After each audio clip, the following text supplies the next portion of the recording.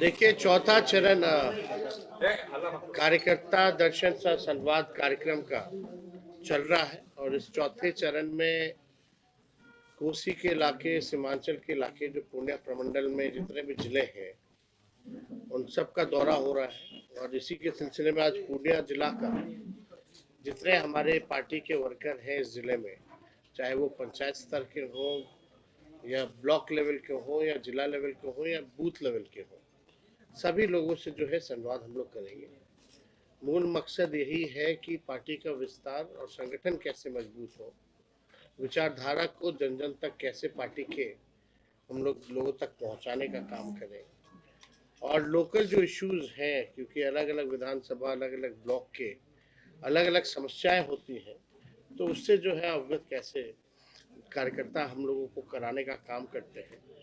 और इसी के फीडबैक के अनुसार जो है हम लोग जो है काम कर रहे हैं। तो जो भी फीडबैक मिलता है, क्या कमी बेसी है, उसको देखते हुए ही हम सब लोग जो है काम कर रहे हैं संगठन के मजबूती के लिए।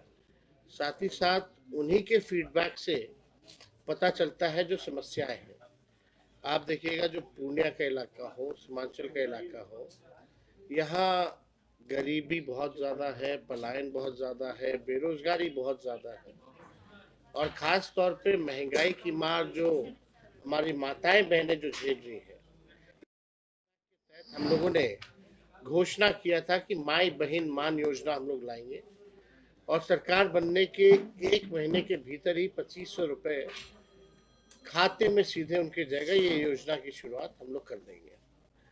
और इसी फीडबैक के अनुसार पता चला कि भाई बिजली बिल से, स्मार्ट मीटर से, लैंड सर्वे से सभी लोग जो है परेशान हैं। इसलिए हम लोगों ने बोला कि भाई लोग जानना भी चाहते हैं कि क्या विजन है, आपको मौका मिलेगा तो आप क्या कीजिएगा बिहार की जनता के लिए, और जो अंतिम पैदान पे जो करीब खड़ा है उसको आप मुख्य धारा में कैसे लाइएगा। क्योंकि आज का दौर सामाजिक न्याय के साथ साथ आर्थिक न्याय का भी दौर है और लोग परेशान हैं बढ़ती महंगाई से।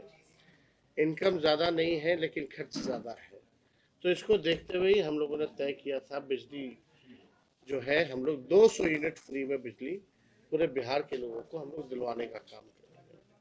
साथ ही साथ वृद्धा पेंशन हो या सामाजिक सुरक्षा पेंशन हो, चाहे दिव्यांग भाइयों का हो, बहनों का हो, चाहे जो विधवा औरतें हैं उनका आप देखिएगा केवल 400 ही रुपए जो है पेंशन मिलता है, या जो वृद्ध लोग जो है 400 मिलता है। तो हम लोगों ने इसी को देखते हुए तय किया कि इसको 400 से 1500 रुपये हम लोग करेंगे अगर हमारी सरकार बनेगी तो।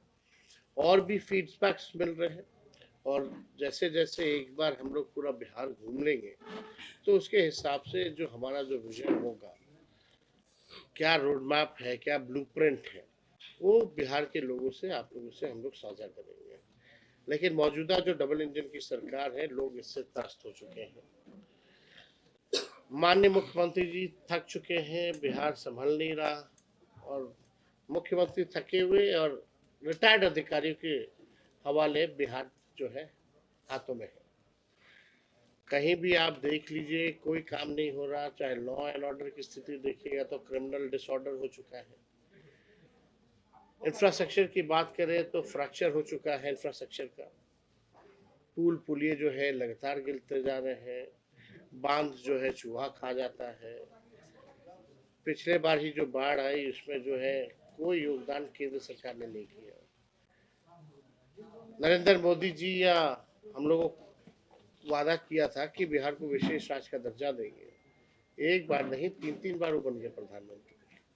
अब तक वो वादा जो है पूरा उन्होंने नहीं किया। चाहे चीनी मिल खोलने की बात हो, अब तक जो है प्रधानमंत्री जी ने कोई भी मिल खुलवाया नहीं। बिहार को ना स्पेशल पैकेज मिला, साफ तौर पे कई सरकारी योजनाओं में कटौती भारत सरकार ने करने का काम किया। बिहार के ही वोट के दम पर वो प्रधानमंत्री कई बार बने, 3 बार बने, लेकिन बिहार को हिस्से में कुछ नहीं मिला। हम लोगों की पुरानी मांग रही थी बिहार को विशेष राज्य का दर्जा देने की। आदरणीय मुख्यमंत्री जी भी इस बात को चाहते थे कि मिले, लेकिन अब क्यों खामोश है, अब क्यों मौन है? अब माननीय मुख्यमंत्री अगर, क्योंकि उन्हीं के बदौलत जो है देश में राज चल रहा है मोदी जी का, अगर वो समर्थन ले ले तो नहीं चलेगी। लेकिन आज स्थिति में भी अगर वो बिहार को विशेष राज्य का दर्जा नहीं दिला पाते हैं तो इसका क्या फायदा? 20 साल से ये मुख्यमंत्री है, इनके पास कोई नया रोड मैप नहीं है। जिस लकीर को हमने खींचा था 5 लाख नौकरी देने का, उस समय यह असंभव कहते थे। 3 लाख नौकरी हमने प्रक्रियाधीन कराई, आज उसी की बात कर रहे हैं। आप देखिएगा कि वो आप कहते हैं 20 लाख देंगे। अरे 20 लाख तो दूर की बात है, आपके बस की बात नहीं है। आप पहले असंभव कहते थे, हमने संभव करके दिखाया। आज 1 साल लगभग दूसरी सरकार को, एनडीए की सरकार को होने जा रहा है। दिसंबर जनवरी में सरकार हमारी जो है गिरी थी, उससे अब तक कितने पेपर लीक हो गए? तेजस्वी के आने से पहले पेपर लीक, तेजस्वी के जाने के बाद पेपर लीक। एक नौकरी बता दो दिया गया हो तो परीक्षाएं रद्द करनी पड़ रही है, छात्रों को जो है डीएम साहब थपड़िया रहे हैं। यही लाठी जूतों की सरकार रह गई है। कोई अपने हक अधिकार के लिए लड़े तो उस पर डंडे बरसाए जा रहे हैं। कोई भी क्षेत्र देख लीजिए, किसान जो है परेशान है, अभी भी उसको सही मूल्य नहीं मिल रहा। जो एमएसपी जो 2 फसलों पर बिहार में मिलता है, 1800 रुपये मिनिमम जो है मिलना चाहिए, वो नहीं मिल पाता। खाद की समस्या है। तो लोग जो है, चाहे युवा हो, बुजुर्ग हो, महिला हो, नौजवान हो, सभी लोग जो है मौजूदा सरकार से परेशान है। जो मुख्यमंत्री स्कूल का टाइम नहीं बदलवा सकता, विधानसभा में खड़ा होकर के मुख्यमंत्री कहते हैं कि हम बदल देंगे, और अधिकारी उनकी बात नहीं सुनते हैं, तो आप समझ जाइए कि कितने कमजोर मुख्यमंत्री हो चुके हैं।